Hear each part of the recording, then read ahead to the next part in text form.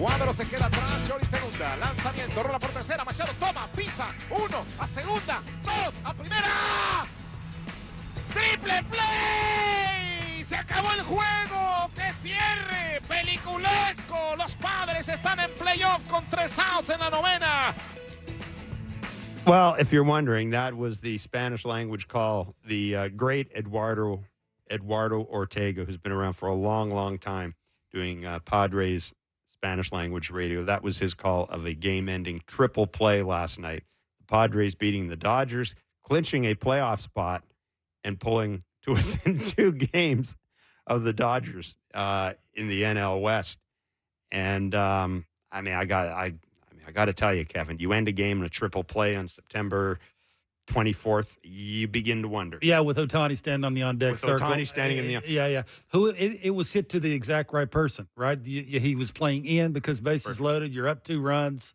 You're trying to cut the run off at home plate like you're trying to turn the double play that way. Ball hit right at you. He has the awareness to go back, tag the bag, throw a hard strike to the second baseman. The it was throw a good from turn the second baseman was tremendous. It was exactly the way you're supposed to ride it. It's like the Mets the other day when I was talking about, when you're trying to pick a guy off, trying to steal third, and it hits the bag and pops straight up. Sometimes just meant to be. Yeah. And maybe that's where the Padres are at, right? I think they've earned it by the way they played. And, what are they, 41-17 since the break? That's the best record in baseball. Like, they can beat you multiple ways. It's just not one way, right? It's not just the hitting, not just the defense, not just the pitching. It's sort of a totality of everything. So, yeah, it's kind of fun. I mean, I'm quietly rooting for them to win the West. I think a lot of people are. It ain't going to happen. It's going to be real tough to, they sort of backed themselves in the corner and waited this long to try and make a decent little run at the Dodgers. But, it could. Who knows?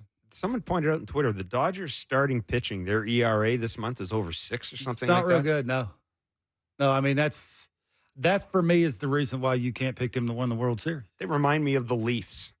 They've got great talent up front, and they're trying to piece it together.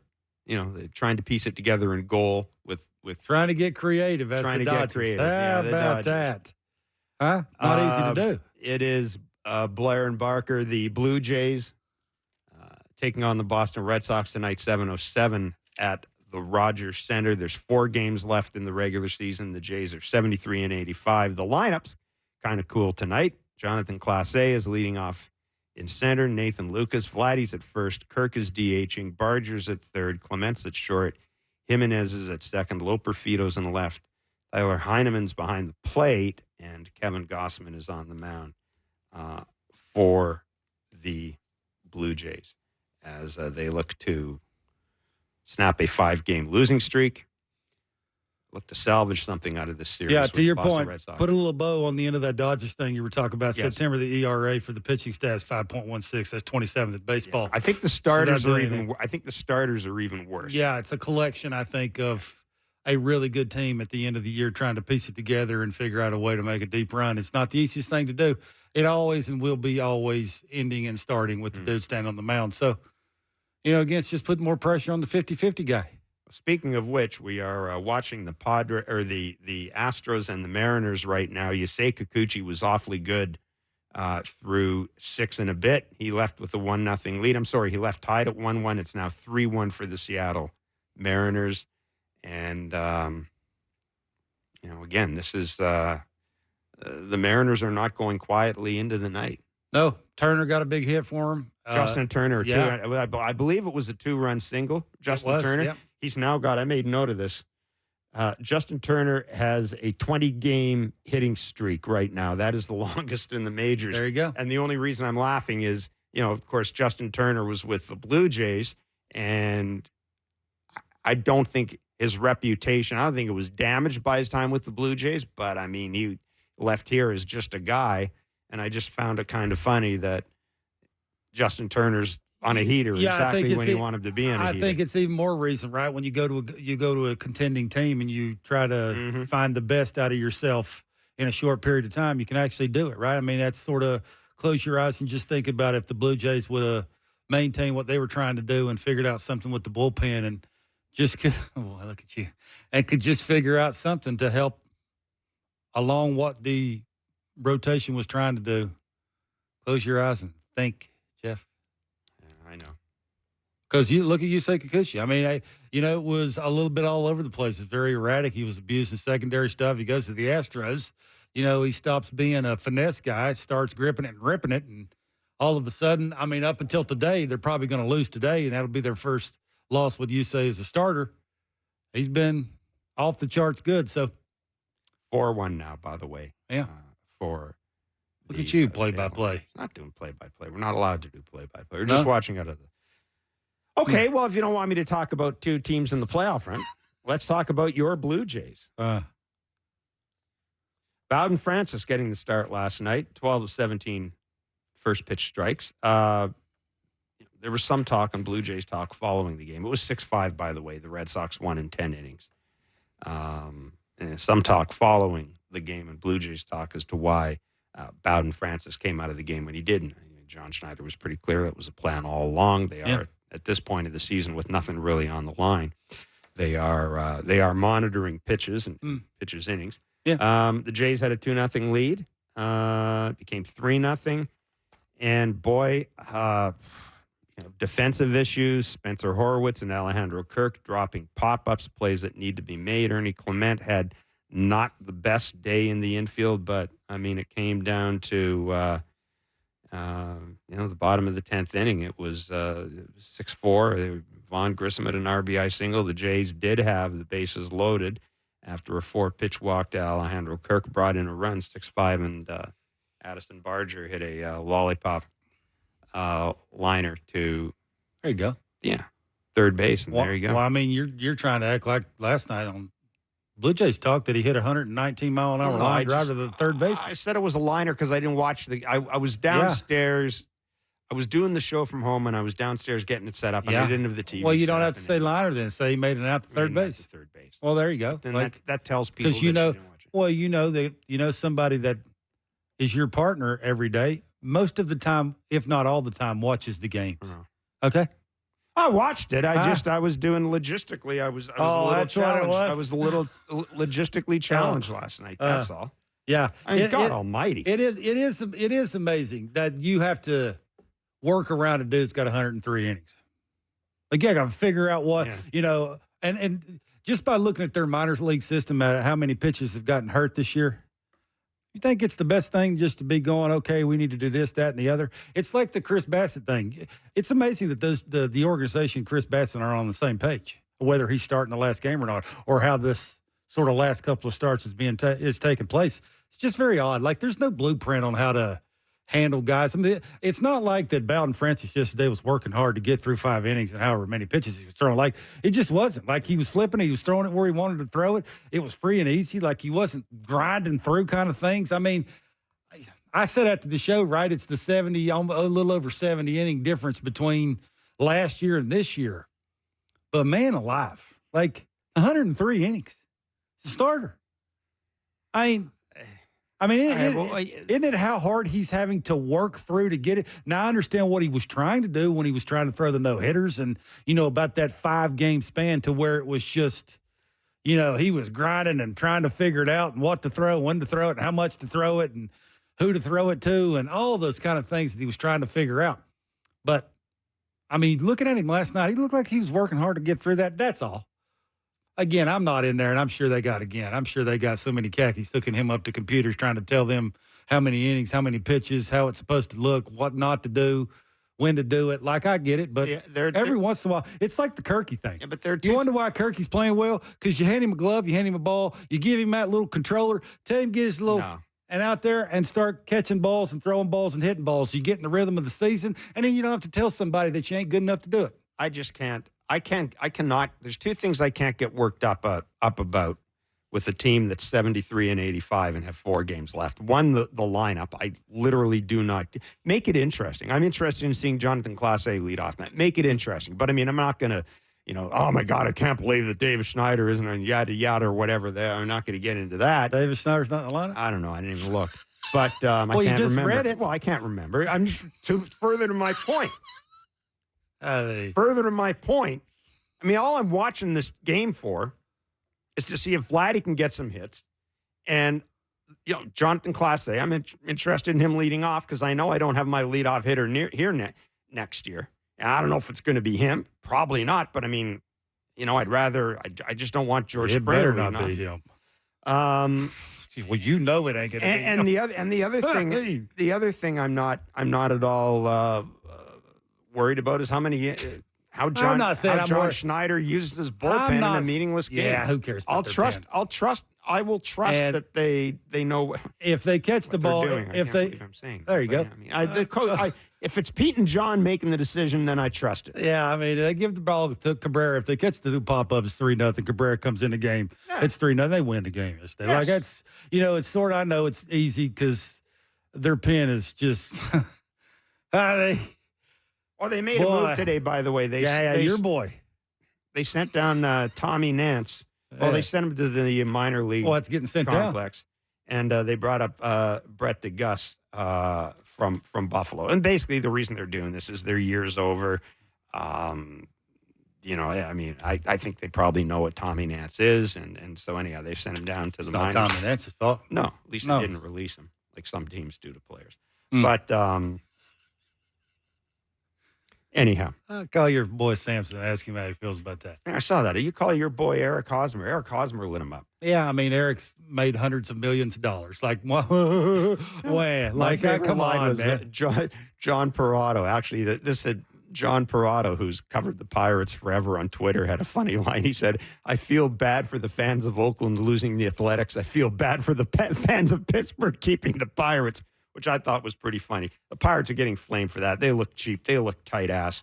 They look like a minor league organization. Yeah, play better. You get the money you deserve. Anyhow. Simple. Our show today, Ben Higgins is host of the morning show on 97.3 The Fan in San Diego. He's host of Ben and Woods. He will be along. We'll have a little bit of fun with him, talk about the Padres and the Dodgers. Folks, we in this division here, we talk about the Yankees-Red Sox rivalry. I'll tell you this about the West Coast rivalry.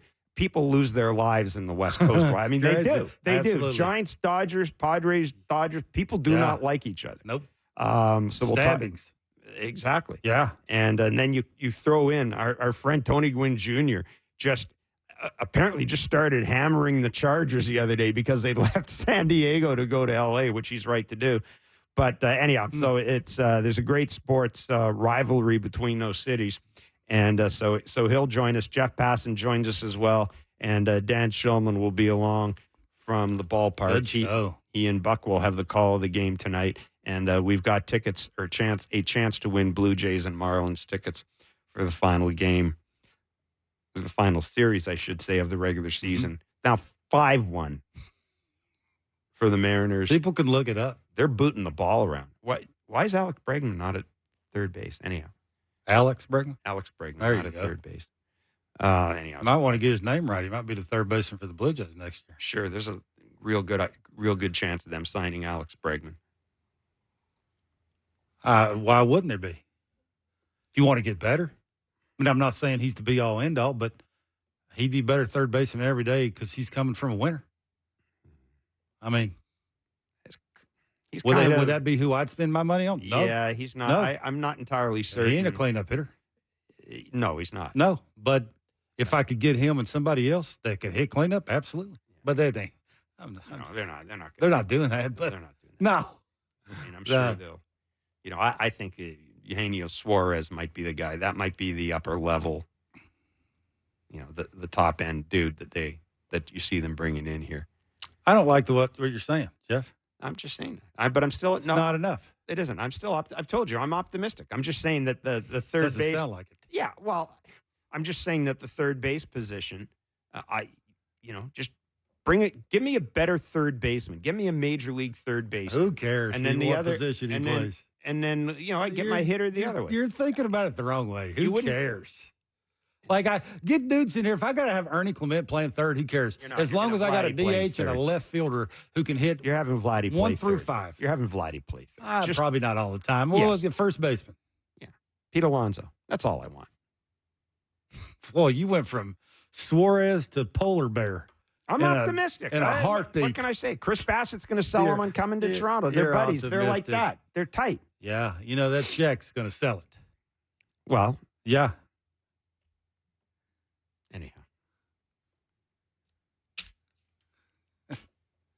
What else do we need to talk about? Alejandro Kirk's in a 16-game hitting streak. There you go. I mean, That's he looks good. He's used the entire field. He's hitting velocity up. I am, though. I am getting He's a little getting good, better rotation with his lower half. I am getting a little tired, though, of every night talking about the fact that the starting catcher didn't keel over at second base. Is sort of the I wonder if it's nice that he's doing that, but I wonder if maybe we're not. Yeah, we're really we're really trying to find a silver lining there. You know what I mean? In the cloud. Yeah, he's a big leaguer. I told you. Here's the ball. Here's that thing you push to tell the pitcher what to throw. Here's a glove. Go. Like you're a big leaguer. You get paid like a big leaguer. Go do it. Like we're not talking about that anymore. I mean, I poked fun at the thing about the only thing that was good that came out of the game was how fast Kirky looked, and that was a fact. But the other things, I mean, now going into the season, he is basically your everyday catcher. Yeah. Oh, yeah. We won't talk about anything else. Any of that. Ben Nicholson Hopefully he's Smith. hitting eighth.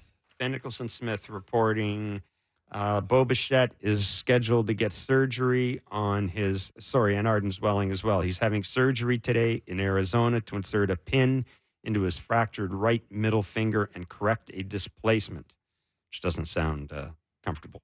The Blue Jays expect him to be ready for 2025 spring training. He won't feel it. You talking about some crappy luck. Yeah. I told you I've done that a couple of times. Hit the end of my finger, tore my fingernail off, and bled for a week. That's what it does for whatever reason when you flip your fingernail off. It bleeds a lot. You can't stop it bleeding. I hold it up like this all the time. Okay, this is, one of the things one of the things we like in baseball is chaos. This is just I'm just throwing this out here. I'm just throwing this out here because there is this possibility. The weather, it's looking like the Mets and Braves could get rained out over the next 2 days. If that's the case, you could see a doubleheader on Monday. That's awful. Before the postseason begins. That's awful. That your season comes down to a doubleheader. Love it. I guess. I mean, if you're in the organization for the Braves, you're like, just add it to the list. Like, I mean, we lose our best pitcher, our best offensive player. The guys that you count on every day to do things that are special because we paid them a ton of money to do it. They want to fire Alex? Underperforming. I mean, I'm sure there's rumblings of that early in the season. Absolutely. I mean, that comes to the territory. I'm sure Alex, this is just exactly what happens, right? When you build a winner and they ain't winning, there's no excuses.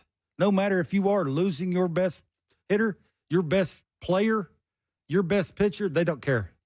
You've spent so much money in other places, you should still be able to do it. You do realize that they are 15 games above 500, and they've lost a lot of dudes that matter. How do they do it? Well, they make moves. 15 games above 500. They make moves, and they get. You know what it is with Alex? Take Vladdy off this team and Kevin Gausman or Jose Barrios. Where are they at? They ain't winning 73 games. No. But they've won 55 games. The thing with Alex is Alex will make a move to bring in somebody who's better than the injured player's replacement. And that's what he'll do. Like a Gio Urshela type guy or something like that. That's the way they go about doing business there. And it's not good enough. We expect to win. We're going to do everything we can to win. There's no excuses. And if you notice, I wonder about that. And they get an injury in the bullpen, they move right away. They don't wait and see if this guy can do it. If our model's going to fit this guy, can his breaking ball, if we throw it this amount of times, get this many dudes out in the eighth inning when he's never pitched the eighth inning, can we count on a ninth inning guy who's not real good at it, who can't all the time get lefties out? I just wonder, you look at them teams who have went through a lot of things, had some things to grind through, and are still in the hunt. Like the Braves are just in the guts of that thing, and every game matters still. Even the doubleheader, after all they've been through, if you had told Alex that it would come down to the last day of the season, a doubleheader, he would go, heck yeah, we are all in. This team has earned the right to play them 2 games. I mean, that's actually, if you're a Braves fan, that's pretty cool. It really is pretty cool. They lost a dude that wins almost 20 games, who's one of the best pitchers in baseball. And they lost and a 40-70 guy. Yeah, arguably the second best position player in the game Third best, maybe. Okay, Judge and Ohtani. Pardon me, but Acuna's up there. He's in the elite. Well, Ohtani's in not the a position player. Well, you sort of fibbed.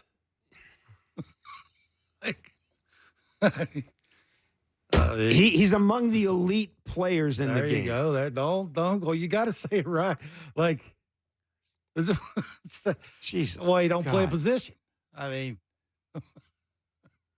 I don't know. Good. I'm looking at the Jays lineup. People There's a get- position there. It's got a D and an H. Whoa, that's absolutely. a position. That's what I said about that when you were talking about the third baseman and you want one. I don't. I want the best hitters you can possibly get in here. And if one of them plays third, more power to you. If he DHs, if he plays left, if he plays right every day, he's going to play right every day. The way it is. Need to get better offensively. Need to score more runs. Kirky's 16-game hitting streak is the longest of his career, by the way. Pretty cool. I mean, again, it looks free and easy. He's got better rotation with the lower half. He's getting when you rotate like that, you're able to get it to different quadrants. That's why he's able to get the elevated fastball. He can hit the breaking ball down. He can pull the breaking ball. He can think the other way with the velocity. Like it doesn't happen just because. It happens because you're mechanically doing things. He's not up there thinking about it. You know, he shortened up that little toe tap thing that he used to do bigger because he wanted to make a bigger move. He wanted to pull balls in the air. He wanted to swing harder because he thought he was, he was running out of steam because everybody was telling him that. Yeah. No, it's Now you can never say to Kirky that he can't do it. We're seeing it play out. Here's the ball. Here's the glove. Here's the button. Go get him. I wonder what this workload. I wonder how. I wonder what the plan would be for Alejandro Kirk in the offseason because of this. Just wondering. What? Just wondering. Man alive. Well, I know mean, they're- you hope they don't sit down and go, Well, they because you are. played this many games, make sure you don't do this. Well, you know they're going to. Boy, I hope not. You know Be they're proud of going what to. he's done. Be proud of what he's accomplished. Be proud that you could have confidence going into the offseason that that's not something else you need to worry about. And get out of his way. Have some faith in him. He's obviously a good player. Is he a great player? Probably not. But he's good enough to help your team win baseball games. Just don't have him in the top 5 of your order. That's it. Don't do that. Ben Higgins is host. I hope you're wrong. What, with Ben Higgins? No. Oh, Ben is going to be good. I'm talking about the thing with Kirky. Oh, okay. Ben Higgins is host of the morning show on 97.3 The Fan in San Diego. It is Ben and Woods. He'll join us to talk the Padres. They clinched last night. They did it by beating the Dodgers. They did it on a game-ending triple play, and they're 2 games back of the greatest team assembled. Well, maybe 3 Hall of Famers in a row. Maybe one of the greatest lineups assembled. It's debatable. We'll find out about that. It's Blair and Barker on Sportsnet 590, The Fan at Sportsnet. All right, well, our crack producer, Mark Boffa, sent along some interesting stats from OptiStats, which is actually a company that I follow for soccer, because their soccer stats are very good. You're looking at me like, shout out OptiStats. In MLB history, there have been over 700 triple plays turned, over 300 no-hitters thrown, over 300 sets of back-to-back-to-back home runs, and over 100 comeback wins from 8+ runs down. Only one team has done all 4 in the same season. That team is the 2024 San Diego Padres. That's crazy. That is nuts. That is nuts. That is nuts. Yeah, they're a complete team. I mean, that's what that tells you. They can beat you in multiple ways. What other team can you say that right off the top of your head that can do that? No, I mean... Yankees, not really. No. Dodgers, not because of their starting pitching. Orioles. Orioles are lost. The Guardians, their rotation, their inability sometimes to hit the homer. Like there's holes you could poke in every one of these teams. Those are interesting stats, though. It tells that's you, awesome. I think a lot of Meant to people, be a lot sometimes. of people were sleeping on the Padres, Except you, Jeff. except me. Start of the year said, watch out for the Padres. Ben Higgins is host of Ben and Woods. It is the morning show on 97.3 The Fan in San Diego. Ben, thanks so much for joining us today. I'll tell you the truth. We tried to get some Padres people on, some people who are with the team, but I think they're all so hungover. Never mind the time difference. The hangover probably also had to do with it. Hey, look, we focus a lot in games on the East Coast. I've watched the Padres a little bit this year, watching late games. They are a lot of fun, aren't they? First, for me anyhow, they're an easy team to watch, and I find them an easy team to like for a neutral observer. Well, I kind of agree with both of you guys. Kind of nuts, isn't it? I mean, they're the most nuts team in baseball this year because at the start of the year, and I have to call you out. Did you really say you watch out for the Padres at the start of the year? Yes, he did. Absolutely. I did. Oh, yeah, I did. He sure did. I didn't hear a lot of Padres fans saying watch out for the Padres at the start of the year. They cut $90 million in payroll from a team that it was a huge disappointment last year and only won 82 games. After they traded for Dylan Cease, you started to see a little more thought, okay, well, maybe this team could, finish 84, 85 wins, sneak into the playoffs, do some damage. Then they picked up Luis Ariz, and this feels like more of a complete team. And then at the trade deadline, they bolstered their bullpen, and all of a sudden, like you guys are saying, is there any real weaknesses on this team? They got a deep lineup, they got power, they hit for contact, they strike out less than any other team in baseball. Their starting pitching, really 1 through 5, has been among the best in baseball in the second half of the season. And you can make an argument they have the best bullpen and deepest bullpen in baseball now. So, yeah, this Padres team is an absolute legitimate contender at this point, but I can't say anyone saw it coming when we showed up on the first day of spring training in Peoria, Arizona, way back in late February. Ben, how did they fix their clubhouse? Mike Schilt coming in as the new manager certainly set a different tone, but I'll give credit to a lot of the players like Manny Machado and Joe Musgrove, who in the offseason held some meetings. They did kind of like a camp before spring training even started and realized that whatever they did last year didn't work. They just thought early in the season, hey, we're so talented, everything's going to fix itself. And it didn't really do that. Then later in the season, they go, oh, we better put the foot to the, pedal to the metal. And then they started pressing, and that didn't really work either. And what ended up being was a team that just disappointed. They lost more one-run games than any other team. They lost more extra innings. They were 0-12 in extra inning games until the last week of the season. This year, great in extra innings, great close and late, solid in one-run games. They've really just turned around most of their flaws from last year, and I'll give the players and Mike Schilt a lot of that credit. Ben, are you surprised at the person Manny Machado has turned into with the Padres?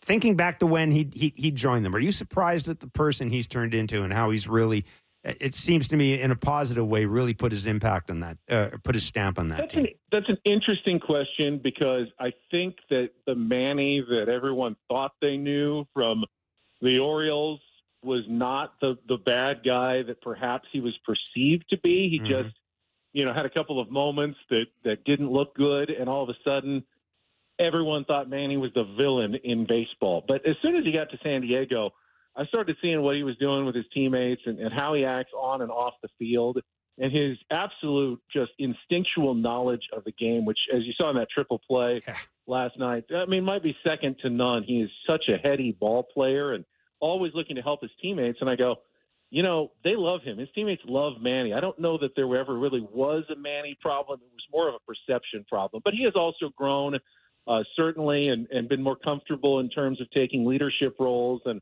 being more of a forward-facing person in the community. He's obviously represents the team really well with his family. New dad now this year as well. So, yeah, there's been growth for sure, but I don't want to say that I was totally surprised. I just didn't know Manny before he got here.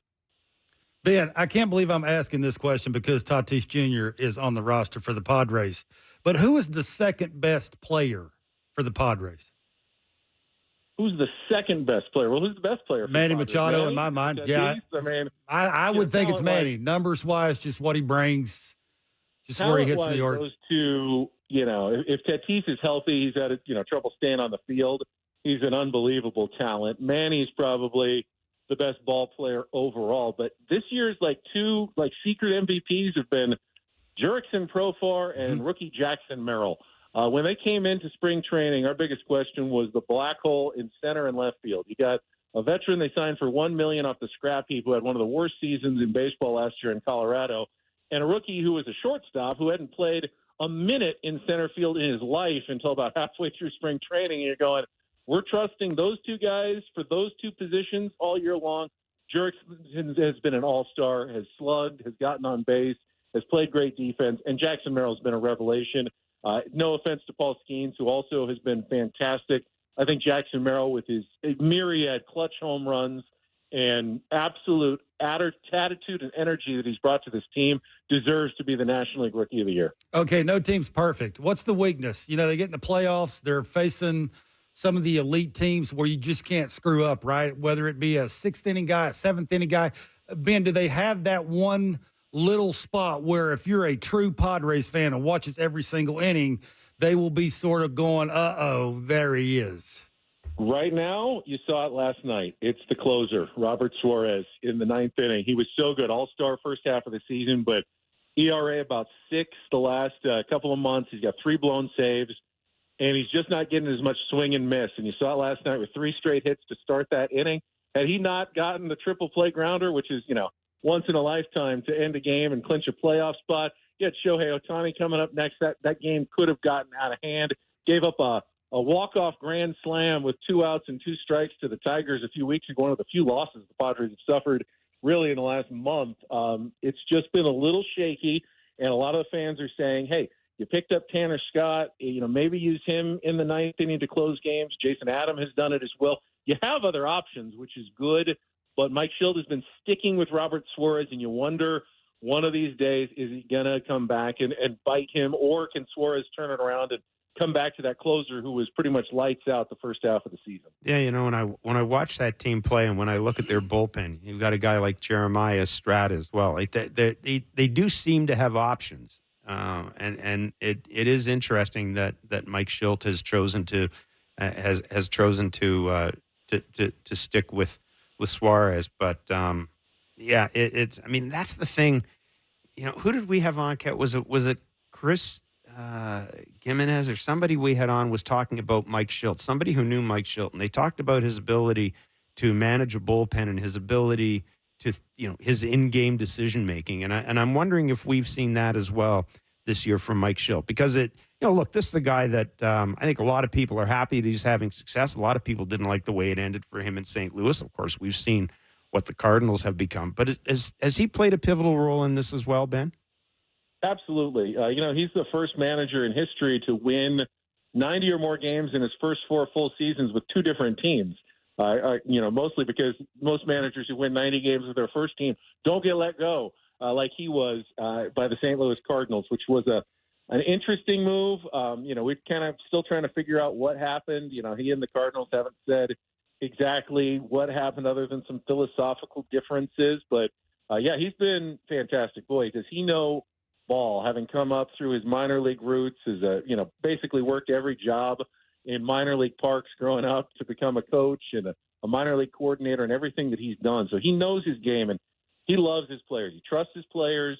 He empowers his players. If there is any weakness, it's maybe that he trusts his players so much that he may be a little bit blinded when it is time to maybe make a change like with Suarez, and he'll give those guys as much latitude as he possibly can because he believes in them so strongly and always has their backs. Ben, how much do you think where Michael King gets to pitch in the rotation has helped him? Since May, he's been one of the better pitchers in baseball. What do you think's been the key, and how much do you think around Dylan Cease and sort of feeding off of that and just having elite stuff, how much do you think that's helped him? Well, he had so little starting experience. There's just 9 starts coming into this year, but was the centerpiece.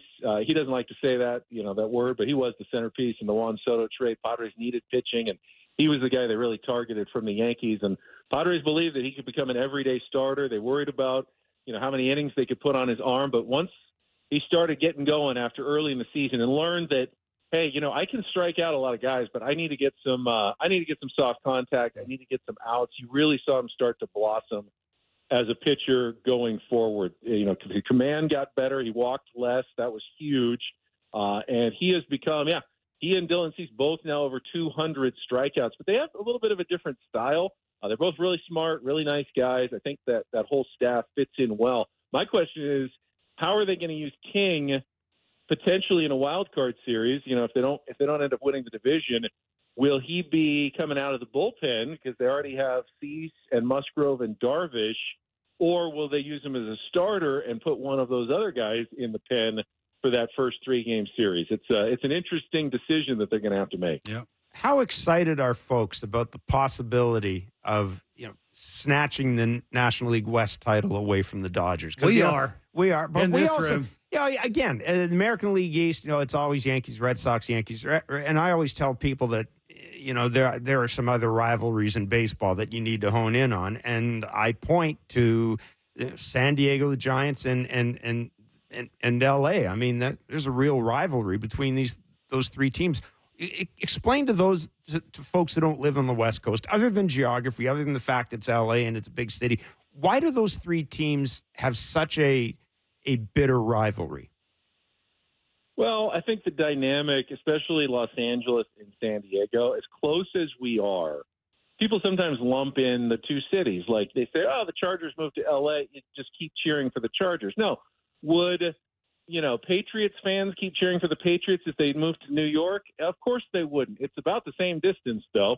It's just a different culture. It's the L.A. vibe versus the San Diego vibe. And, we've always wanted to get the best of the Dodgers. I mean, they like to act like they're big brothers, and, we're the little nobodies down south. So, of course, you always have that desire to get past the big spenders. And this, Padres have never won a World Series. That would be the ultimate accomplishment. They've gotten to 2, but really the biggest thing they've ever done was when they beat the Dodgers in the division series a couple of years ago and finally slayed the dragon, as late owner Peter Seidler said when that series was over. If they could do it again, win the division after the Dodgers went out and spent $1 billion to get Shohei Ohtani and Yoshinobu Yamamoto, and the Padres had to scale back, it really would be one of the ultimate regular season accomplishments to do it this year.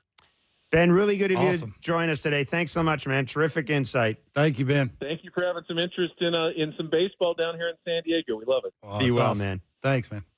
That is Ben Higgins, and we appreciate him joining us. And he is the host of Ben and Woods, the morning show on 97.3 The Fan in San Diego. Kevin, we talked about Michael King. Michael King is you look at what the Padres gave up, and this is, I understand A.J. Preller's not everybody's cup of tea, but you look at what the Padres gave up to get Juan Soto, then you look what they got back for Juan Soto. Michael King, I had no idea about this. Since June 1st, he's the only major league pitcher to allow less than 5 home runs across at least 100 innings. This is a guy who was tied for the major league lead with home runs allowed. In the National League and the Major League at the end of May. Mm-hmm. So clearly he's made some adjustments. On the road, because I know you're a big believer in road. On the road, he's 7-4 with an ERA of 2.60. The Padres, and we're going to be talking about them a lot. Padres on the road this year, they're 46-30 now. That's over 600. That's the second best road record in Major League Baseball behind the Yankees. The more you look at this team and dig into it, the more you realize that they are a really good team. 41-17 since the All-Star break. You talked about that. Yeah, it will be interesting to see what they do with the closer, how they use it. Will it be by committee? Are you trying to pocket, match up, all those things that go into. But he's got options. We saw that Estrada kid pitch in one game we were watching. We just happened to be watching it down here. You've got Estrada, you've got Jason Adam, a guy, of course, that people in Toronto. Tanner Scott. Yeah. Like, they'll figure You got righties, you got lefties, you got power, you got experience. You got to figure out that it's hard to do, though, in the ninth inning in the playoffs, right? To platoon the ninth inning. Like, that's not the easiest thing to do. In the wild card wild card. You don't have a lot of time to experiment. Yeah, that's what you use your starters for, right? I mean, they're for me anyway, their biggest strength is their starters. So you use, I'm not sure how you would put Michael King in the pen. I mean, I would guess that's a good problem to have. Mm-hmm. But why, he's one of the two best pitchers you got. Yeah. Why would you put him in the pen? Why would you make him suffer? I realize you're trying to get other people involved because you're paying them a lot of money, but man, like it's about winning and it's only about a 2-game series. So, yeah, I just think it's fun to talk about somebody other than the Dodgers. I think that's what it is because you can poke a lot of holes in the Dodgers. Like they're not the front runner to win the World Series. If I told you today that the Padres have a better chance of winning the World Series than the Dodgers, could you argue with me?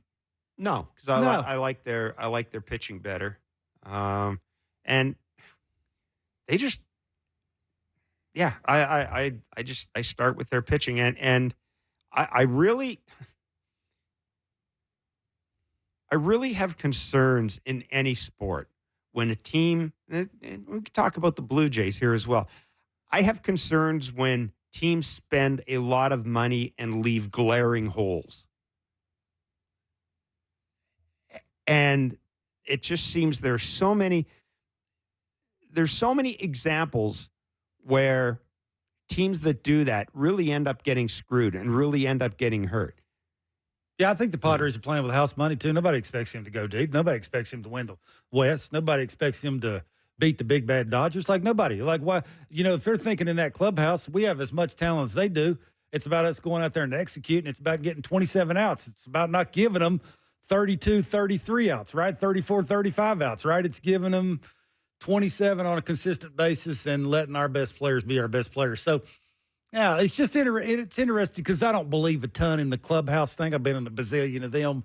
I think it's more about talent. But it's obvious that they had something going on there. Last year, just for whatever reason, whether it's Soto didn't like Machado, Machado didn't like Soto, you got your best two button heads, and maybe that's what it is. Like it's the relationship.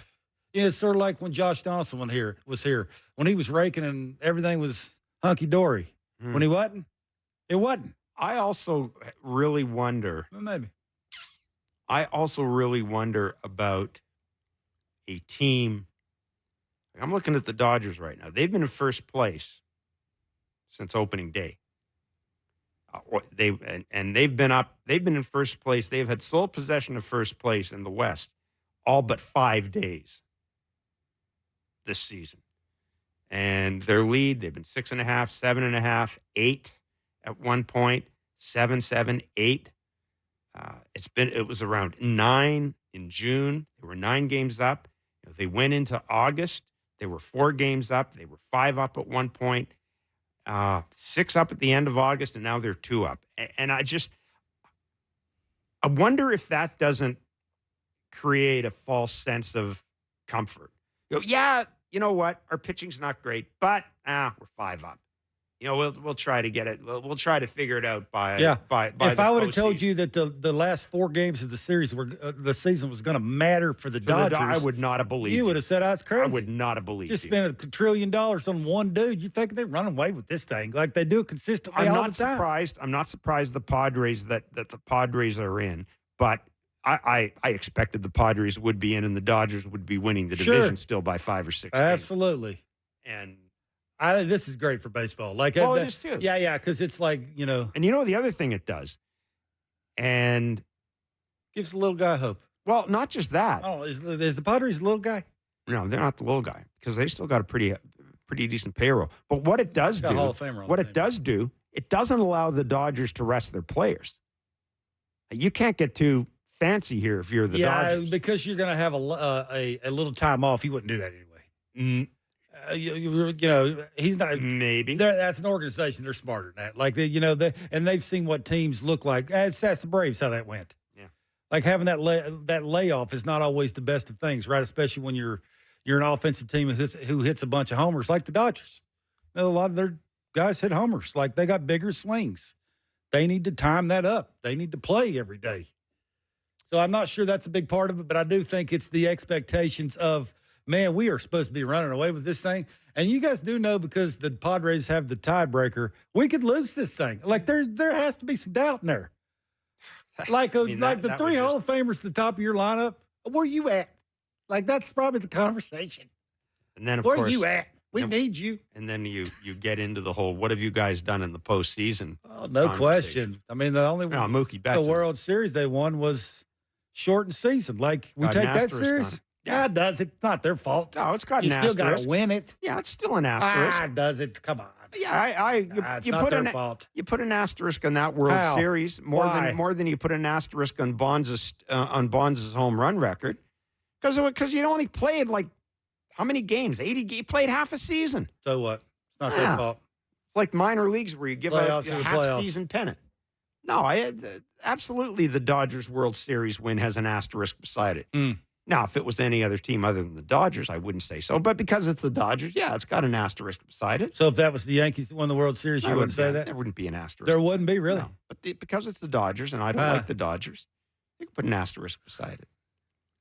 It's a terrible take. But this is Well, it's good. an for- honest take. This is a good. It's an honest well, take. it's not a good take. This Well, is it's honest. Yeah, because nobody looks at it that way. If you do look at it that way, People look at it yeah, that yeah, way. you don't believe in sports and what it takes to That's win a not championship. true. Yeah, absolutely. You won. Absolutely. You didn't does. even play It's half the playoffs. a year. It's the play. So what? Wah. Playoffs You is a didn't whole play different half a season. year. Anyway, this is what I said. The Tony season starting October Wah. 1st. And even if they get the wild card. What did they? Man, that's awesome. I mean, how many games did they even play in the COVID season? 62 or something. Come on. 60, I think. Come on. Oh, They played 60 regular season games. 60. Come on, they played less than 80 games, including postseason. They played less than half a season. Yeah, That's doesn't matter. asterisk. Don't matter. Stick an asterisk beside How it. many games they played? Stick an asterisk beside it. Every guy that was on that team's got a ring. It's a false World Series. Yeah. They will flip you the number one sign every Yeah, time they you say will. that in front of them. They will indeed. Yeah. I know they will. But it is a false World Series. You just hate players. No, that's you. Oh, boy. You just giving them away money. Like I said, willy-nilly. Here, take it. every player, We decided on it. You stunk. every player agreed with me No, one player. on the Rowdy Tellez And the only thing. reason you thought that the one player's been on our show before and you really liked him, you'd like to have him back, and that's why you're coming on here tooting his horn because you want him back on our show. And that's fine, and dandy. It's his. He was around forever. He, for the most part, earned his money. You did. He earned his money. He can have his own opinion. It ain't a good opinion, but he can have his own opinion. You're a player hater. I am not. I say this: you earn it. More power to you. You take all that money you can get. By the way, When you don't earn it, how can you argue that you needed to get it? it's dumbest it's thing. 8-1 for the Mariners right Why, now. you should just quit this show and do play-by-play for the Yes. Astros. They're putting the Holy boots to moly. Houston. They're putting the boots to my Astros. Some would say you lose, you lose. Cares what the score was. Wow. It's baseball. Seattle's going to be 82-77, 5 games over, Yeah, they're and they're going to be in a position. they're to showing a play. little something. Well, they are. Got Yeah, rid of the they manager. are. Yeah, I got rid of the Jerry head coaches. DePoto's a genius. The Clearly. head coaches are. I mean, you have to have them. It was, that's why they turned their season around. I mean, how many did they get? Did they get rid of 1 or 2 or 5 hitting coaches? I don't think they had 5. Oh. I think they had 2 or 3, maybe. Okay. Yeah. Jeff Passan, ESPN's MLB insider, joins us at the top of the hour. Dan Shulman, Blue Jays play-by-play. Let me guess what you're going to ask Passan. Let me guess. I'm not going to ask him that. We've also got Jays tickets to give away. All that ahead on an exciting, almost end-of-season edition of Blair and Barker on Sportsnet 590 The Fan and Sportsnet. All right, welcome back to Blair and Barker. Yeah. Dun, dun, dun. Who are you? What? That's odd. 7:07 is the first pitch tonight. Is the Thought you. I like this side of you. Nice shirt on. Jays are going to wrap up Thanks their. for trying to outdress me, too, today. I appreciate it. Okay. Where'd you Jays- get that at? It was bought for me. Jays are going to wrap up the. Buy that stuff for me. Yeah. Oh, that's when you used to be on Jays TV? are going to wrap up. Shut up. Jays are going to wrap up the 3-game series with. You just. That's what you get. It's no wonder people are asking whether we really hate each other. It's There's one a lot person. of people. A lot of people say these guys don't like each other. They talk, that's true. We do talk over each other a lot. That'll be on the to-do list for 2025. It's going to be that Kevin agrees not to talk over Blair because Blair always makes sense. So You guys try to get along, won't you? Now, Yes, we you will. seriously There you think I'm the person that does that? Sometimes. Okay, you keep breaking that down the way you want that to end up. Okay. Yeah. Yeah. Anyhow. And a reminder that effective next Tuesday, we will go 3 to 4. We'll be on for an hour through the rest of the postseason. Talking about the Padres championship Sportsnet run. 360 and Sportsnet. Yeah. You know they're not going to win it. It's going to be like Pods. I'm like the Guardians. I got a feeling about the Padres. We'll be Padres sleeping all the way to the World Series with Padres- the Guardians. Padres Guardians World That's Series. what's happening. Yeah. Oh, man. Padres Guardians World I want Series. somebody being thrown at, fight, something. And we'd have a better chance of that happening if it's, I don't know, if it's Astros, Yankees in the ALC. Like, that's what you need. And then at the end, it's like whoever the two most hated teams are. That's what I want. I don't care. You know, the little engines that could, like the Diamondbacks or I want some muscle, fighting. I hate you, throw at you. And I mean, you can come on here and talk about it. It'll be a lot of fun. Let's bring in Jeff Passan. He's There he ESPN's is. MLB insider. There's really no segue from that to Passan. I'm not even going to attempt it. Hey, happy Tommy John surgery anniversary, Passan. Thanks. I mean, you made money off it, pretty much. You and Dr. Job made money off the surgery. Your book. Yeah, I did okay. Yeah. Like, I did well. Yeah. I mean, listen, if you're selling a book anytime in the last 10 years, you've done all right. Yeah, that's true. Like, actually, books are hard to come by. it's amazing. Everybody talks about nobody reads anymore, and it's a great point. It is amazing how many people have done books and have done well with them. Yeah, As long as they're good. Let's put it this way. I think we should celebrate Tommy John Surgery Day, and for those who didn't know, it was September 25th, 1974, that Frank Jobe had the gumption and the temerity to think that he could do the sort of procedure that had never been done before and fix a torn pitching elbow. Yes. And the amazing part of Tommy John surgery is not that it worked, but that it worked, and then for like the next 7 years, it didn't work again. See, I did not know that. Yeah, it wasn't until Brent Strom was like the second guy to have it that it actually took. And we also have to remember, like, Tommy's return was an absolute nightmare. Right. You know, at one point his arm like locked up, and he thought he wasn't going to be able to move it again. Like, this was not an easy. It was a tortuous path to getting to the place now where it's like, there are 25 different variations on Tommy John surgery that every doctor has his or her own flourish. And it's been one of the most successful stories in not just orthopedic history, not just baseball history, but modern medicine. Tommy John surgery is looked at as a modern medicine marvel. Moving on from Tommy John surgery, I had no idea that it went. I mean, that we went that length of a period of time before successful. It was a while, dude. I had no idea. It was a while. Well, it's almost like now, if you're a pitcher, you want to have it because you come back better than ever. You've never been better. You throw harder. Can't wait to have it. Kevin, that's why I wrote the book, because that's just not true. Like, I'm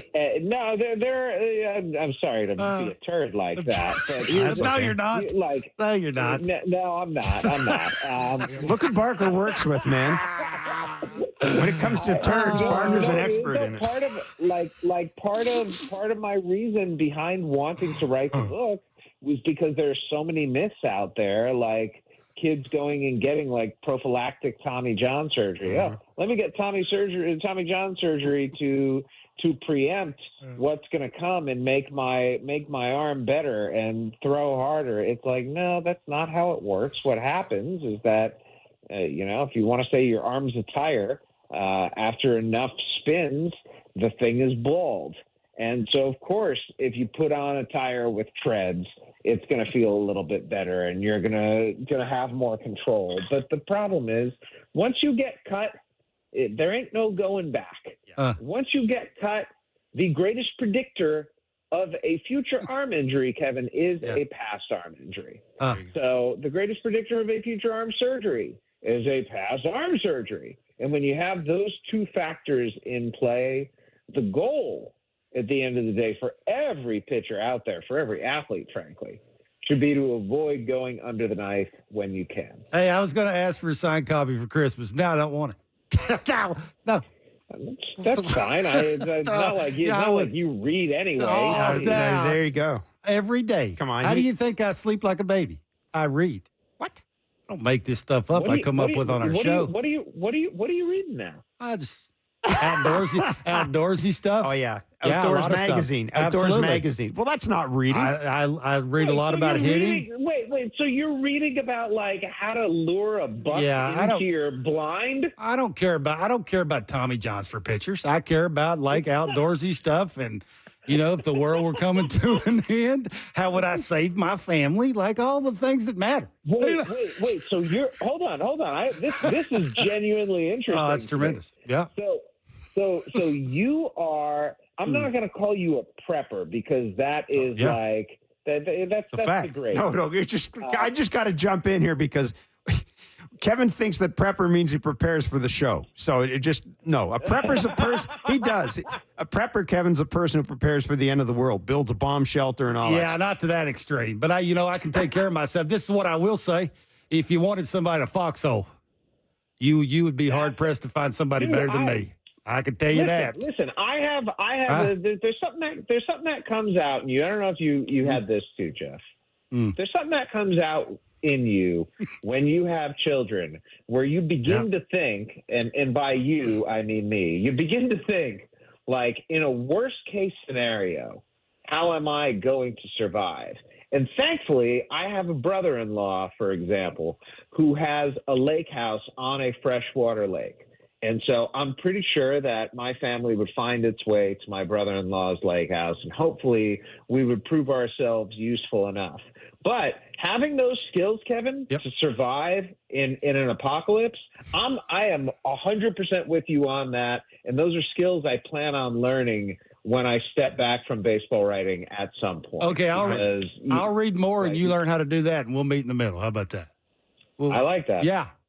I'll broaden my horizons and you do the same, and then we'll meet in the middle, and we'll be like the perfect human. Yeah, I also. Here's the thing, though. I like your wife better than I like you. Anyway. I know you do. People do. Yeah, there's a lot of that going around. Most people do. So does Jeff, the other Jeff. A lot of that going around, and that is true. The idea was pitched to me. You'd be hosting a show with Hazel May. Great, and they said no, Hazel May's husband, and I thought, wow, not really. That's not true. That's not true. Hey. How panicky should the LA Dodgers be right now, Jeff? Scared. I don't think they should be as panicky as some believe. But I think the panic to me comes from their potential opponent, right? Mm-hmm. If they are the 1 seed, then there's a pretty good chance. Not entirely set in stone at this point, but I think there's a pretty good chance that they'll play the San Diego Padres, and I think the Padres are a very dangerous team in the postseason, right? The Padres, there's a not unreasonable chance that the Padres end up with the 3rd best record in all of baseball, and yet they would be the 4th seed in the National League playoffs, and it's almost like if you're Philadelphia or the Dodgers right now. Would you rather avoid being the 1 seed and potentially get to face either Milwaukee or whether it's Arizona or New York or the Braves in the 2nd round in the division series? I don't know. I mean, you can't ever play like that, right? You play to win the game. You're going to continue to do that. But the fear to me is less with the Dodgers and their pitching. because I know they've lost a bunch of guys, but I still think like they're really talented arms in that bullpen. Like Blake Trinan's been awesome lately, and Brusar Graterol has been fantastic, and Michael Kopech has been a wonderful addition. And I don't know if you guys saw last night a kid named Edgardo Enriquez, who started the year in low A through his first big league inning. And Edgardo Enriquez multiple times this year has hit 104 miles per hour. So just when the Dodgers lose another guy, it's like they always seem to come up with a representative big league replacement. And so for that reason, I'm not scared as much or panicked, but if they're facing the Padres, it's going to be a hell of a division series. Okay, speaking of losing guys, should we give the Braves more credit? I think they're 15 games above 500. And if you told Alex that when you lose the best National League pitcher in baseball, a 40-70 guy, and it could come down to a doubleheader at the last day of the season to make the playoffs, he would have been jumping all over that. We should give them more credit, right? I think we give them a lot of credit. And you're forgetting also losing Austin Riley for the season. Absolutely. And losing Ozzie Albies for months, and losing Michael Harris in the middle of the season. Like, the Braves have been banged up all year long, and I think Brian Snitker's done yeoman's work trying to keep that thing together. And the fact that they find themselves where they are right now, it's a pretty good place to be. Now we're going to see the final game in the history of the Oakland Athletics in Oakland this week, and I found it interesting that the Texas Rangers they had a team meeting and they've taken some precautions. I was thinking about that a month ago. What will that final game in Oakland be like? Will the fans storm the field? I mean, what will they do? I don't know. I remember know either. I remember the final Expos game, and other than people throwing stuff in the field and Frank Robinson getting out and going down the outfield line and basically telling people not to throw stuff in the field, and they stopped. I mean, it was sad. There were a lot of tears shed, but there really wasn't. I don't know if I really expect a lot. Do you? I expect there to be a lot of people there, and I expect it to be treated like an Irish wake. I think fans are going to be toasting and celebrating a franchise that's been there for 57 years. And it reminds me, frankly, a lot of the final game at Municipal Stadium for the Cleveland Browns on December 17th, 1995, a day that I remember because I was a child growing up in Cleveland, and it broke my heart when the Browns moved. And it was an old piece of crap stadium like Oakland Coliseum is, and fans treated it with all of the reverence that it deserved, which was none. So it will not surprise me to see fans walking out with chairs, with mementos, and frankly, they deserve a whole lot more than some old sun-baked piece of crap chair for John Fisher stealing their team from out under them and taking it to Sacramento first and then Las Vegas, where they don't even want them. Yeah. No, I mean, the one thing I was thinking of, though, too, is that it's good that it's good that the game isn't going to determine who's going to finish in first place in the West or something like that, because then you're going to be looking at postponements or whatever. Like I'm sure the commissioner's office is thinking. I feel like there is bound to be at least one idiot on the field. Right. We're gonna get some of that. There's going to be a lot of sell the team chants. I just I hope everyone who's at that stadium understands that stooping to the level of behavior exhibited by the people who are supposed to be the adults in the room but are just turncoat businessmen is not the way that Oakland or A's fans would want to represent themselves. Jeff, I think this time of the year that we start talking about next year and the way the Blue Jays seasons have went has not been real good. Me and Jeff always talk about, what it could look like going into spring training, what they need and this kind of thing. What team you think going into next year has the biggest turnaround? Oh, man, I can't answer that until free agency and trades are done, right? I will say this. I think Tampa Bay is going to be a lot better next year. Yep. Pitching. They're getting Shane McClanahan back. They're getting a full season of Jeffrey Springs.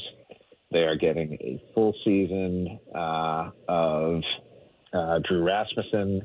They are getting the first, Ryan Pepio was mostly a full season this year, but I think they're going to get a full season of Ryan Pepio and Taj Bradley, both of whom have put up very good numbers this season. Shane Boz has acquitted himself quite well. There's just so much pitching there, guys, and Junior Caminero is going to be another year in, and Carson Williams could be up to fill the shortstop hole that was left open by Wander Franco, and Xavier Isaac, another top prospect, could be up, and Chandler Simpson, who's my favorite player to watch in baseball that's not named Shohei Ohtani. I don't know if you guys know Chandler Simpson, but he is batting in the minor leagues this year. He's batting 350 something. He has stolen over 100 bases, and he does not strike out. So it's the player who's not supposed to exist in 2024, except he does, and he's awesome at it. Yeah, well, Kevin and I were talking about after watching the Jays play the Rays this weekend, and seeing Hunter Bigby and all these guys, and I just, they've got Biggie.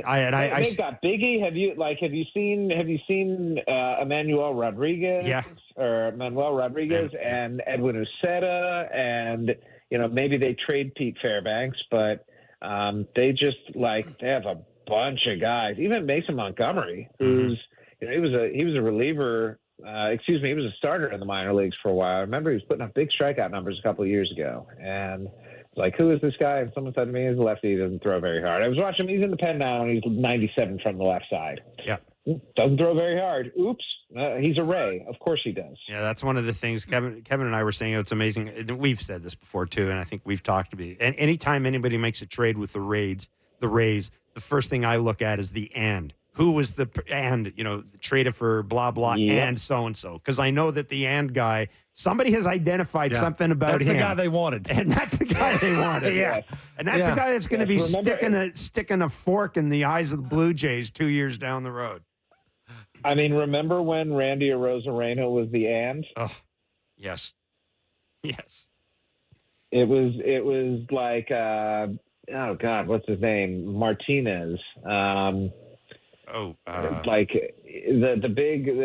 big sort of DH type from St. Louis who was not very good, and Randy Arozarena. Yeah. And it's and you know what? Here's the thing. In the Randy Arozarena deal, right? The one at the deadline this year. That was Jose Martinez, by the way. The Randy Arozarena deal at the deadline this year, it was Aiden Smith, who's an outfielder and might be a top 100 type prospect, and Brody Hopkins, who was the and all he's done is 31 innings in A-ball, struck out 38, only one home run given up. Batters are hitting under 200 against him. He's 99 from a low slot. Hey, Rays are pretty good at this. Last question before I let you run. How did the Cincinnati Reds handle the managers hunt? Who would you give the inside shot to?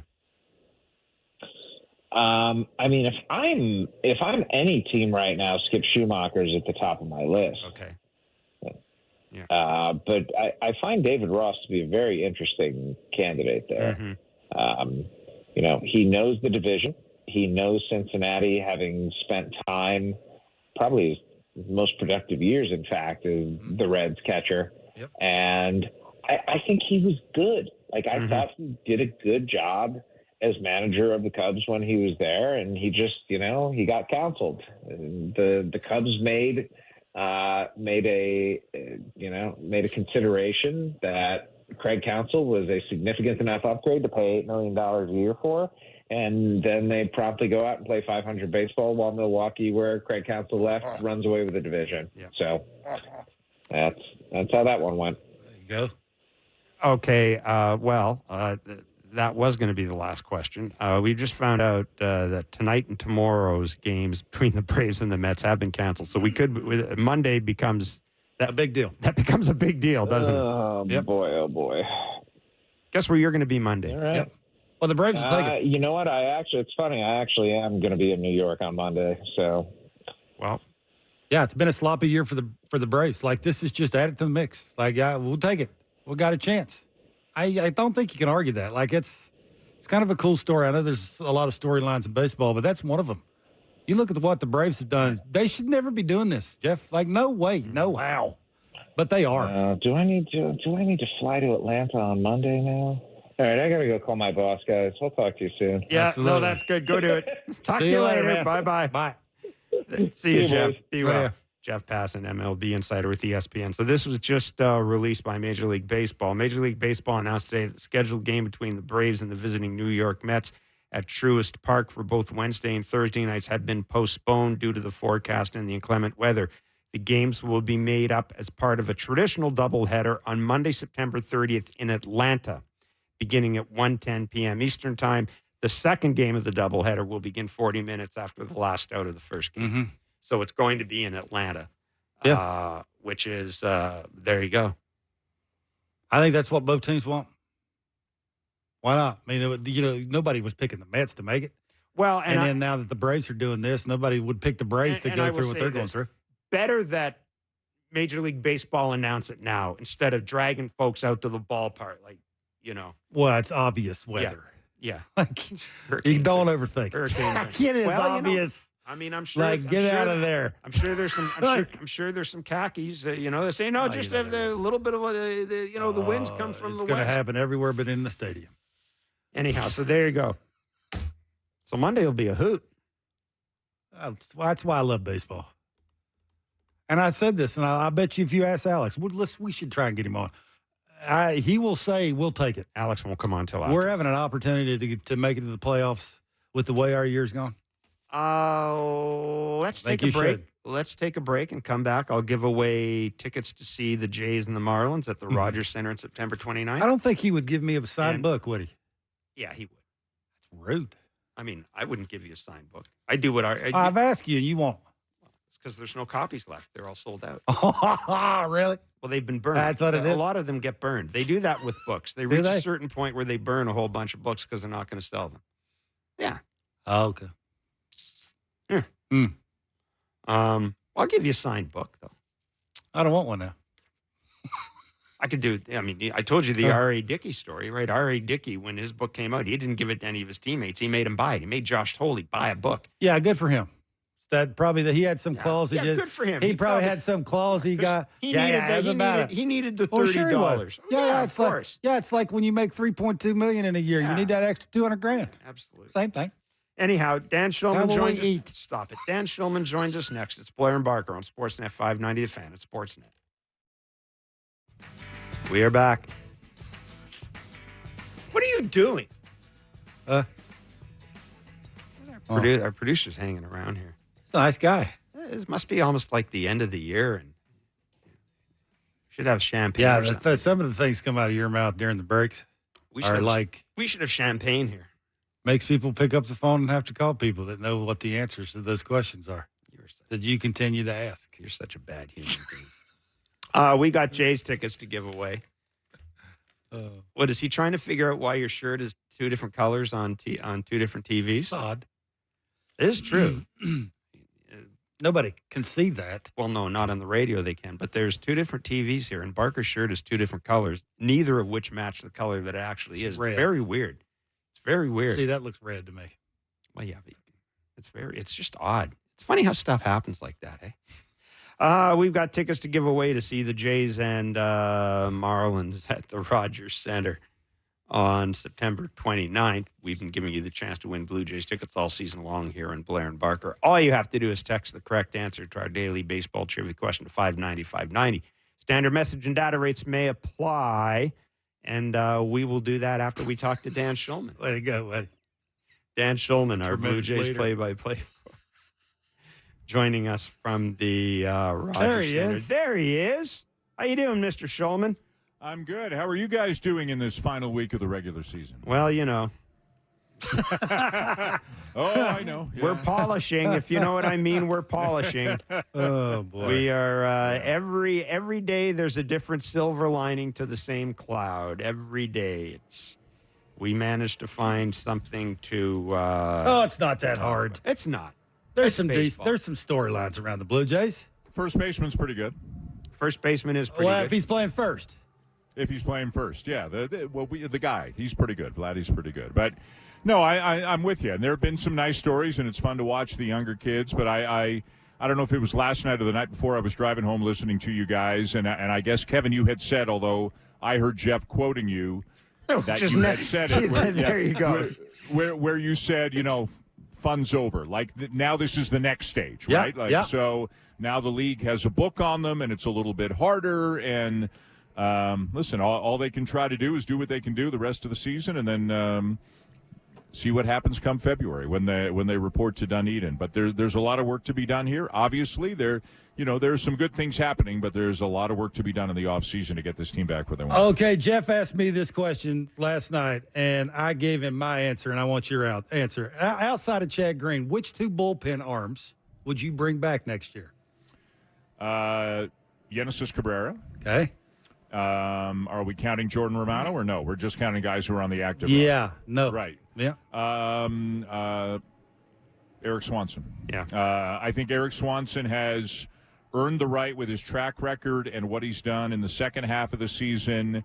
And, given what happened on the personal side with his son in the accident in the first half, I think he deserves the benefit of the doubt, and you kind of write it off. And he's got, I don't know how many appearances he's got since he's come back, but he's been really good. So I would say Green, Cabrera, and Swanson. But you got to bolster the back end of the bullpen a little bit too, right? Like not everybody might be in the same roles as they're in this year. But I definitely think those three guys should and probably will be on the staff next year. It's a good answer. We talked about during this. You made the point that this was going to be a fact-finding mission post-trade deadline, which again is the best description I've heard of this.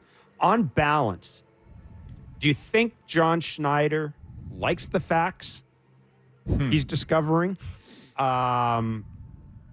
Yeah. That's a great question. On balance, I would say there's stuff on both sides. So if we include, and I don't know if we should include this in the fact-finding mission, but like Kevin Gausman is finishing the season the best he's been all season, Yep. right? And when we talked about fact-finding mission, and I know what you meant, it was about the new kids, the young guys. But, if you can put Kevin Gausman in there and if we can put Bowden Francis in there, Yep. then I think on balance, yes. If you take those guys out of there and just look at the young kids, to me, it's a little of this and a little of that. I mean, I think Spencer Horwitz has proven himself. I think Ernie Clement, if we're putting Ernie in that group, has proven himself. I wish we had seen another 3 weeks of Will Wagner. I really wanted to see another 3 weeks of Will Wagner, but I believe that the team has seen what they need to see of Will Wagner and that they feel very positively about him. Beyond those three guys, it's hard to know who's going to be here, who's going to be in what kind of a role. Big Nathan Lucas fan here too, as I've talked about on the air. You guys watch the games, so you know I'm that. in that camp too. I'm in that camp too. Like you need a sac fly hit like last night, hit a fly ball to left field, get a run home. So I think he would be. I hesitate to use the term fourth outfielder, but you know what I mean. Like you can get more that bats than that. But I think he's earned a spot on the team. Beyond that, it's kind of a mixed bag. Like you see it with all of them. Davis Schneider has a very hot week and then cools off. Addison Barger has a very hot week and then cools off. Joey Loperfido had some very good moments and then has cooled off. So it's a little up and down. It's a little bit rocky at times for these guys. I think on balance, slightly yes to the positive side, that they are encouraged by what they see. But I will say this, and this isn't the coaching staff's job, this is the front office's job. Like they can't go into this winter overestimating what they have. In this division, there's a lot of ground to be made up right now. That Tampa Bay pitching staff is no joke. They are going to be better this year. The Red Sox have a very nice young core of position players and three pretty young, pretty good starting pitchers, and the Yankees are the Yankees and the Orioles are the Orioles. Like, there's a lot of work to be done here in the offseason. And, again, like some of the guys might still be here, but in smaller roles. Some of the guys might have to go back to Buffalo and try to fight their way back to the big leagues. But that's, if you want to be a contender in the American League East, that's kind of the way it is. Yeah, it's funny because we just had Jeff Passan on, and we were both, Kevin and I were talking about Tampa Bay, watching the telecast this weekend, hearing you and Buck, and as I've said before, knowing who, when you guys go into a ballpark, you talk to a lot of people. And hearing you guys talk about the Rays, I texted Barker and I said, Hunter Bigby's going to be killing people the Jays in the next 4 years. I watched that game, and we talked about 77% fastballs the Rays threw. I think that says Jays. more about the Jays than it does I know, the Rays. but I came away thinking a lot of the Rays magic that we may have thought they were losing this year, I think they probably got it back. They found the pixie dust up in the top shelf. Yeah, and they are, and I know a lot of Blue Jay fans just hate hearing about the Rays, but they are as good as any team in baseball at identifying guys in other organizations and getting them in a trade. And I'll admit, how much did I know about Edwin Uceta and Hunter Biggie and Mason Montgomery before last week? Not a whole lot. But you didn't have to see much to go, ooh, this is a problem. And then I sat there, it was like on day 2 or day 3 of the series, because they kept throwing out a good starting pitcher, and I knew Springs wasn't here, and I knew McClanahan wasn't here, and I knew Rasmussen was in the bullpen, but the plan will be to get him back in the rotation. And I started counting up, and you may have heard this line on the air, so forgive me, but I started counting up legitimate, viable starting pitcher options the Rays have for next year. And I got to 8. So I went to Kevin Cash the next day. So it must have been day 2. I went to Kevin Cash the next day, and I've known him forever. And I said, Kevin, tell me if I'm wrong. I said, I count up 8 viable, legit starting pitchers for next year. And he goes, you're wrong. It's 9. And I don't know who I forgot. But Kevin Cash is not going to, throw something up against the wall if it's not going to stick. They're good. And they're going to have a better year than they did this year. Orioles, who knows? Like, maybe they take a step back. Do they lose Corbin Burns? Whatever. The point is that, this division is a beast, and it's always going to be a beast. And I think there's more, I think the Blue Jays should be better, but they got to go out, and Kevin talks about it all the time. They got to go out and get some dudes. Like, the starting pitching looks like it's in good shape. I think we can all agree on that. That's the strength of the team right now, although, again, with guys getting a little bit older, you never know. But I think the starting pitching is the strength of the team. But, there's got to be a couple of big bats and a couple of strikeout dudes in the bullpen who aren't in this organization right now. Dan, which Jays player has the most to prove next year? Next year. I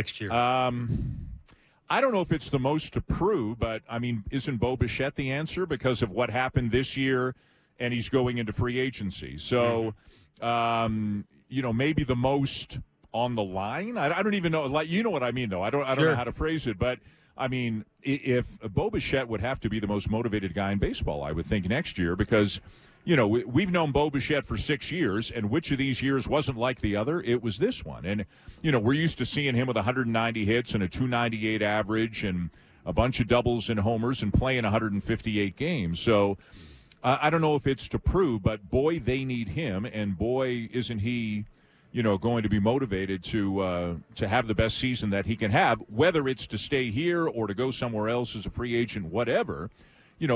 Free agency is something that players earn, and they should enjoy the fruits of their labor. And again, whether it's to sign a deal here or go somewhere else, Bo Bichette, for a million different reasons, I think wants to come out on fire next year and have a great year. After that, to prove, you'd love to see more from George Springer, obviously, like just to reverse the way the numbers have been going the last few years, and whether he hits, I don't think he'll be at the top of the order, but if he hits 5th or 6th or 7th or whatever, and that's probably a conversation that we'll all be having in February and March, but whatever he can contribute, they need it. Wherever he is in the order, they need it. I'm not among those who thinks they're going to go out and get 2 or 3 big bats. I think it might be 1.5 big bats or something like that.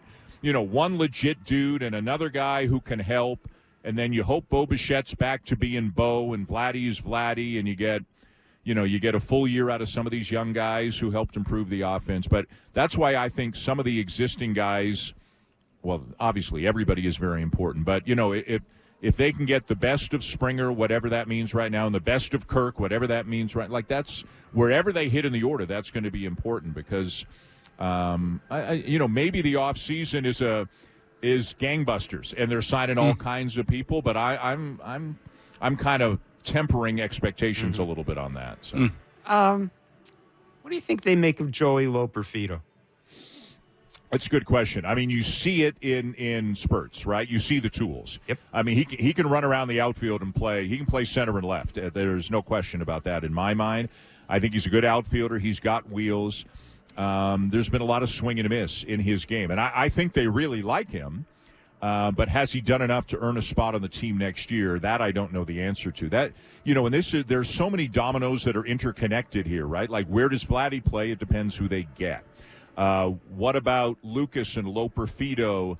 Well, it depends. Is Dalton Varsho going to be ready to start the season? We won't know that for a long time. We won't know that until at least January, I believe. So where does that leave Lucas, Loperfido, Clase, who's in the lineup and leading off tonight? I think they really like Joey Loperfido. I think they're trying, and Kevin, you would see this way better than me, I think they're trying to change some things in his setup and in his swing to try to simplify it a little bit and get some more contact in there.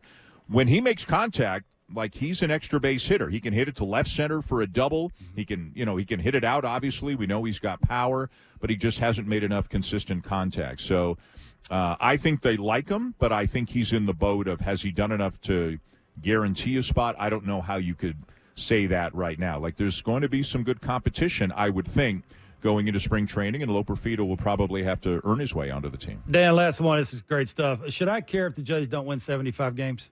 No. It's 73, 75, 77.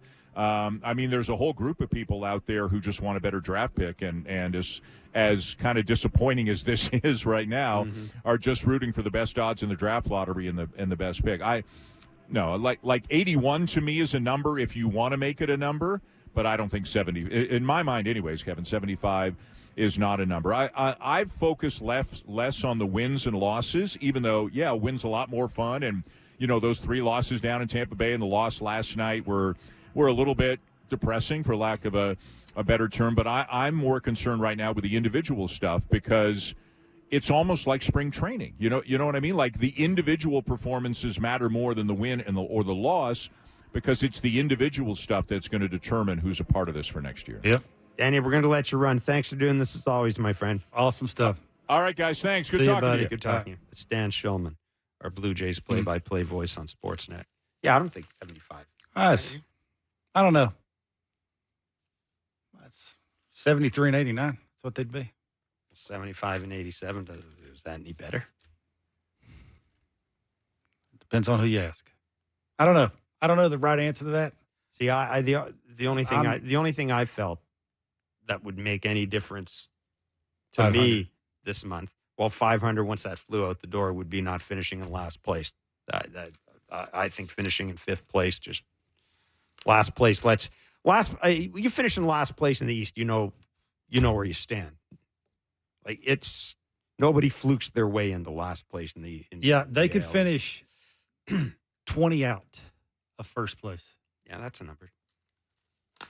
It wouldn't be them. I mean, but yeah. A season is what a season is, but man, like, can it be a season is what a season is? Yeah, it's an interesting topic about Loperfido, because you're going to have to make a call on who's the center fielder next year. Absolutely. Lucas or Loperfido, right now today, who are you picking? I'm picking Lucas, probably. See, defensively, I'm not sure you like either one of them. Route running and just. That's where I was. They're just. It seems like a lot of the times. Now, it could be numerous reasons. But I don't know how much of that is. Like, I know what you were talking about. They look a little tentative at times, but I don't know how much of that is real. But how much of that is real, or how much of that is just because I'm used to seeing Dalton Varsho and George. Like, we've been spoiled. We've been spoiled with center field defense in this city for 6 years. That's intriguing. Again, they got a lot of heavy lifting to do. Maybe they'll bring Kevin Kiermaier back. We're giving you the chance to win Blue Jays tickets all season. You think that's impossible? We've been giving you the chance to win Blue Jays tickets all season long here on Blair and Barker. All you have to do is text the correct answer to our daily baseball trivia question. I know he's retired. To 590-590. Standard message and data rates may apply. We need you. Our last question and answer was, this slugger enjoyed his best years with the Blue Jays, but it was no slouch in Florida either, as he hit .301 with 33 homers and 115 stakes in his one season as a Marlin. The answer was Carlos Delgado. Everybody got that. Best offensive player ever in the history of the Blue Jays? Yes. For me, yes. I always talked about, I think Tony Fernandez is underrated, but Carlos Delgado. Yeah, for me. Yeah. I mean, just yes. Say it with conviction. Yes, There you absolutely. Today's question is to win tickets to see the Jays and Marlins at the Rogers Center on September 29th. This player started his career with the Marlins playing 5 seasons. He ended his major league career with the Blue Jays and is best remembered for scoring a run by jumping over Yadier Molina at home plate against the Cardinals. I remember the play. I remember everything about it. Except the dude's name. Except the dude's name. Text the answer to 590-590 for your shot to win. See rules at sportsnet.ca/590. Standard massage and data rates may apply. And this is one of those things, you could have given me 2 hours to guess it, and I would not come up with it. Again, this player started his career with the Marlins playing 5 seasons. He ended his major league career with the Blue Jays and is best remembered for scoring a run by jumping over Yadier Molina at home plate against the Cardinals. Text the answer to 590-590 for your shot to win. You At least could he's be going to see remembered. the Jays in the Marlins. At least he's remembered. That's It's all. a hell of a matters. play. It was a great play On the fly. on the fly. Thinking of it right out of the This is the only thing I need to do. Like I've done it before. But yeah, I wouldn't have come up with. I still don't know. I wanted to go back to our conversation with Dan, because we have been talking about, silver linings. Yeah, Kevin Gossman, if he has a decent game tonight, is going to finish with an ERA under 4. And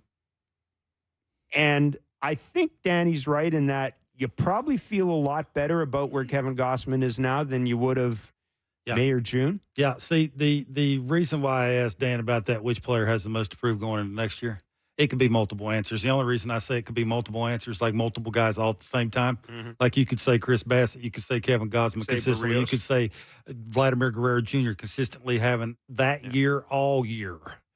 Like you could lump that, obviously, Bo Bichette. Like you could throw, I don't care. Like I mean, you're the one. The guy, yeah, like there's a lot of, just because of what you think they're probably going to do in the offseason. Yeah. I think Dan's right, though. Like we talk about adding 2 thumpers and all that, and I think they do need to add some thumpers. But I don't see them going out and signing 2 guys to $200 million free agent contracts. Might be 2 dudes added up to 1 thumper. Or it could be one of the, what it is. Or it could be one of the big guys, and then a lefty and a righty combination. I mean, it could be.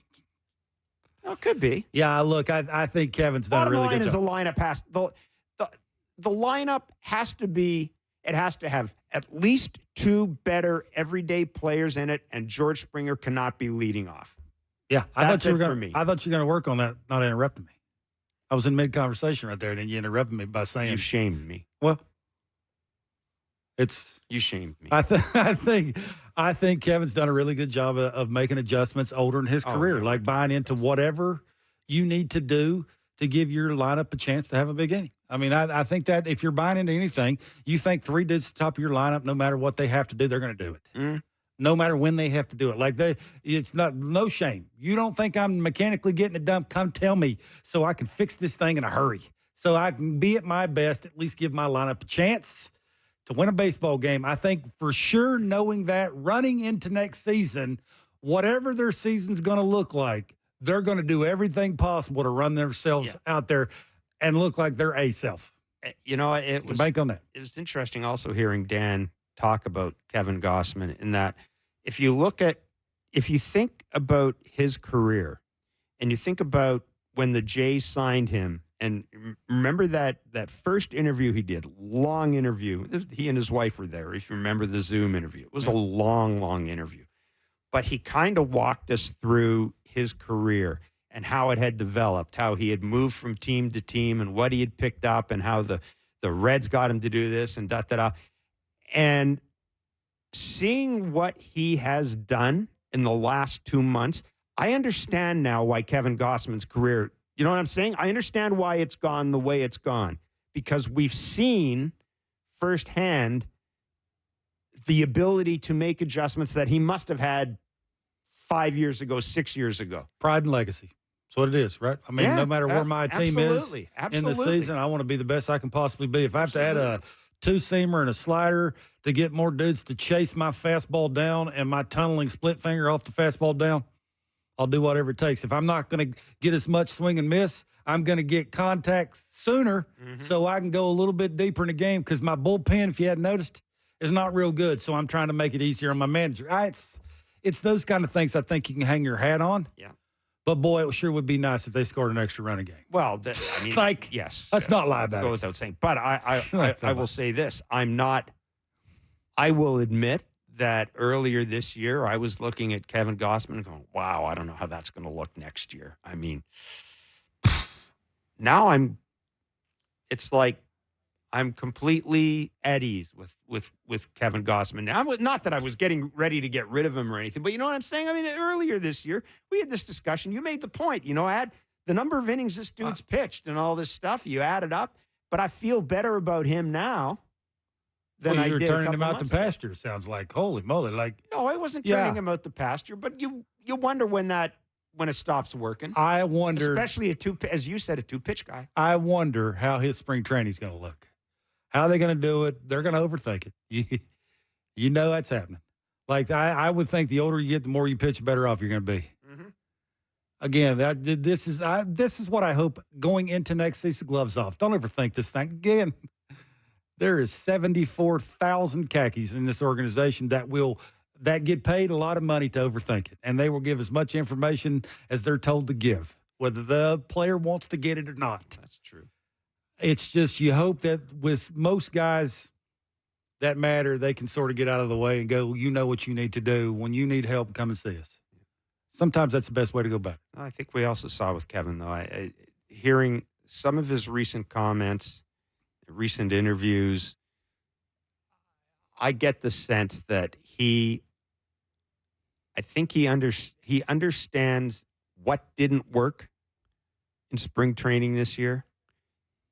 And I think he understands what he needs to do in spring training next year. I have come away with just a deeper appreciation of how he has taken his career and turned it into what it has.